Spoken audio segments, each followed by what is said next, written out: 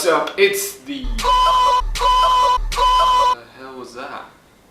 Okay. What's up? What? Wait. Morgz? No. No. No! Amanda, what are you doing with me, woman? Why are you putting Morgz fucking scream reactions on me? What did you say to me, woman? Yeah, you better be careful, bitch. Is anything gonna happen? Do I have to... You gonna do this again? Okay.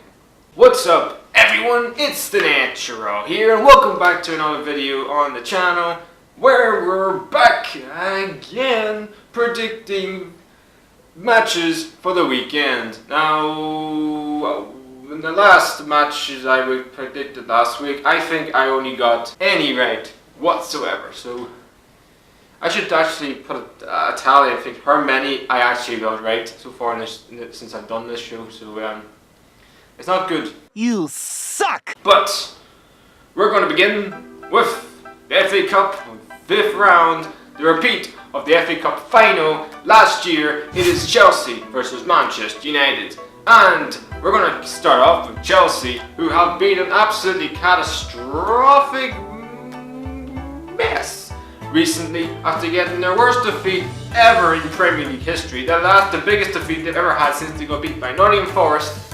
7-0, which is way back in '91 when Chelsea were literally a bang average side who single-handedly couldn't finish in the top 10. Where were you when this happened? Now, obviously, Roman Abramovich just came on with his wealth, and this is a humongous defeat against one of their main rivals. You could say this is a team a couple of seasons ago, Chelsea, that actually won the Premier League title. The fact that they went from title winners to a bang average top 6 side is just completely another. And literally, massive pressure is on the Maurizio Sarri, who, as reports have been going on, there's a lot of rumours going on that he has got two games to save his job, which is this game against Manchester United in the FA Cup and the League Cup final against Man City, who they single-handedly got spanked by 6-0 last weekend.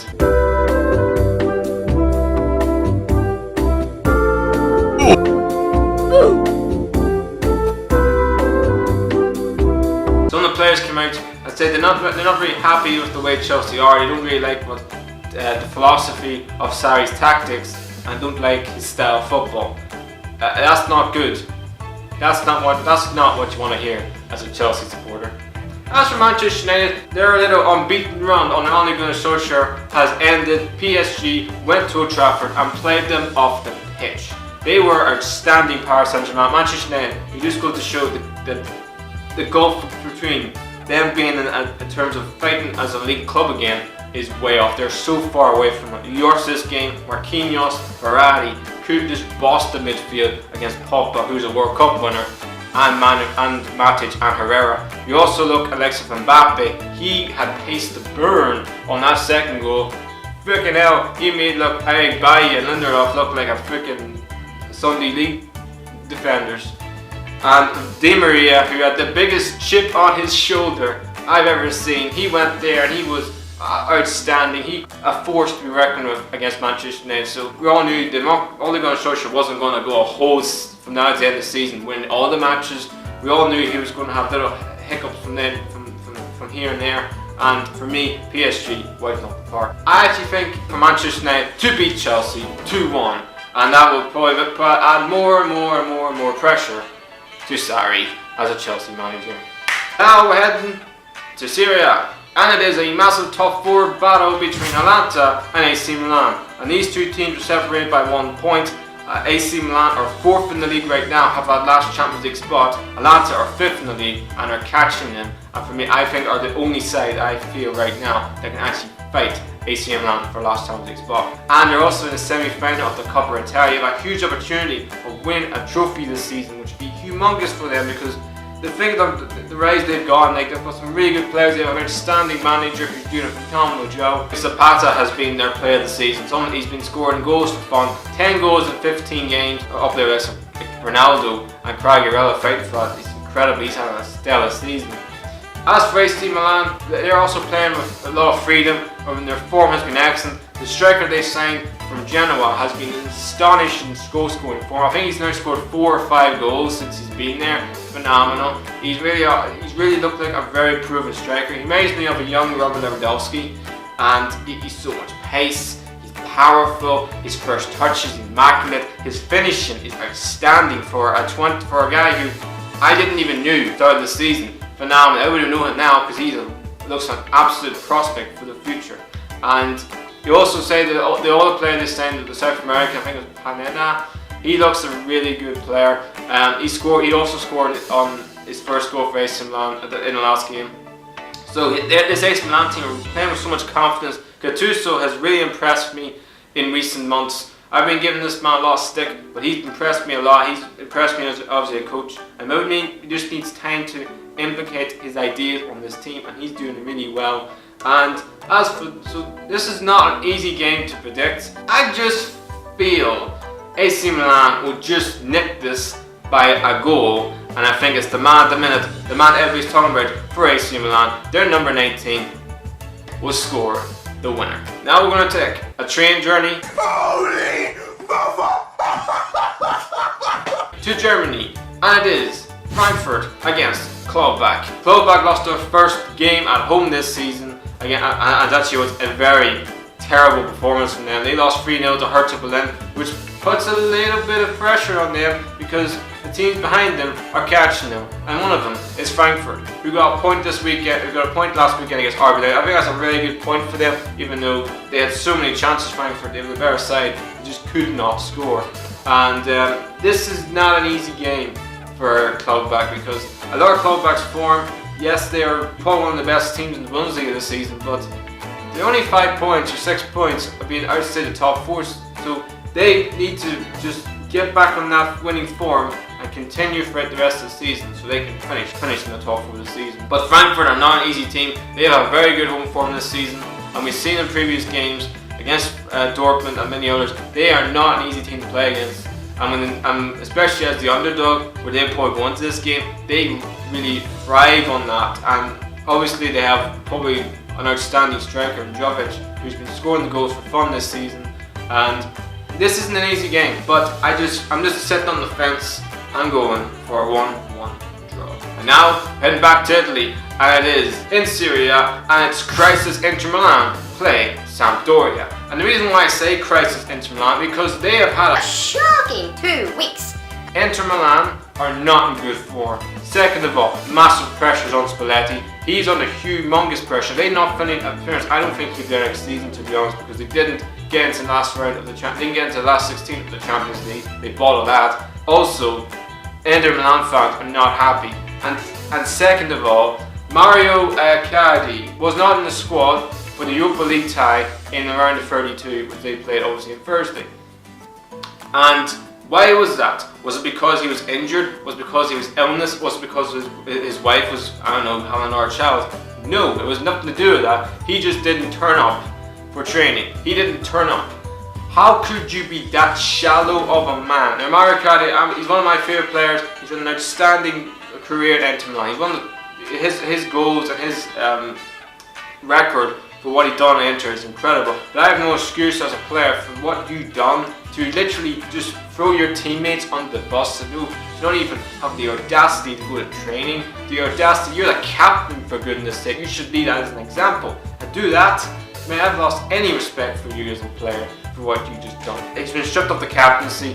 He looks like to just say, you know what, I want out of Inter Milan. I've done my best. I took this club at the back of my heels. He single-handedly has. His goal got them into the Champions League when he scored against Lazio. His goals pretty much nearly got them into the last 16 of the Champions League. Again, they bottled it against PSV, but there's massive pressure on Inter, and I think Inter right now, they're in a crisis. Sampdoria, they're not playing well either, to be honest, because they got beat by Frosinone, for goodness sake. Frosinone are second bottom of the league. This is a team that has the worst goal difference of all the teams in Serie A. This team hasn't won a game for fucking months upon months. So these two teams are under massive pressure going this game. I think it will be a 1-1 draw. This keeps unraveling between Icardi and many others. I don't see them finishing the top 4. It's Spain, La Liga, it's Villarreal versus Sevilla. Now Villarreal are second bottom of the league, and you think with that major win against Real Madrid a couple of months ago, okay, Santi Cazorla scoring the goals, they're playing really well. No, they've just back to the old. They were awful against Valencia. They were awful. Games they can't find momentum, this team, Villarreal, and I believe they are going to go down this season. They don't look like a team. They sacked their manager this season. They bring on our manager I've never heard of. It doesn't look like a settled ship. The yellow submarine is sinking and sinking and sinking and sinking and sinking, and until they somehow stop sinking, until the little holes in the submarine fill them with something, because right now they're just falling. It's not looking good for Villarreal. As for Sevilla, they aren't any better. The second half of the season in January, they were above Real Madrid in the table. Now, they're only above Getafe, one fucking point. They are slowly slipping down that table, Sevilla. They were third, now could be fifth come the end of this weekend. Apart from thrashing Levante 5-0. They haven't won a game since. Against Elbar were the better team. They're leading that game 2-0. The only 2 late goals at the end, both on point. Getafe, Real Betis and Valencia are closing the gap, and they should be careful. I think Sevilla will win this game 3-0, and I believe Ben Yedder will score 2 goals, and Andrew Silva will get back on the goal scoring prowess as well. And that just leaves the last game, which is Lille against Montpellier. These two teams have been pretty much the standard teams in Liga in this season. Forget PSG, they're literally in a different fucking stratosphere than everybody else in that league. But for me, these two teams have been the standard teams in Liga in this season. Lille have been for me the best team in Liga, and for me, the way they're playing with so much freedom. They have a fantastic manager as well. Pepe has been phenomenal. His goals has been key for them. He's only second in the goal scoring charts behind Kylian Mbappe, who I think has been Liga Player of the Year this year. But Pepe's been phenomenal. They have a really good team, very solid base, and they're moving forward in the right direction. I mean, last time Lille finished in the top 3, they won the league back in 2012 when Eden Hazard, Cabaye, Debussy were all playing for them. As for Montpellier, they've had a fantastic season. Well, I think they're fourth. They're sort of slipping in recent weeks, but they got a very good comeback point against Monaco. That's a massive point for them, obviously, a late goal at the end to get an equaliser. That could be vital come the end of the season. That they finish in the Champions League places by 1 point. That point got them there in the first place. But for this game, I think Lille playing at home, their home form has been excellent this season. I think only PSG have a better home form than them this season, and I think that will continue. That's why I'm going Lille to win this game 3-1, and I think Pepe will score 2. Ayo. That's the end of the video. Don't forget to subscribe, and also don't forget, if you hate Morgz as much as I do, go to his video, but don't watch it. Go down to the comments, type Morgz is a slug, sucking Joia look like motherfucking doll, and then go back to this video and click the like button and click the damn well notification bell as well. Anyway guys, that's all I've got to say for this episode. Hope you enjoy yourselves. Have a great day. Please like, subscribe. The Natural is out.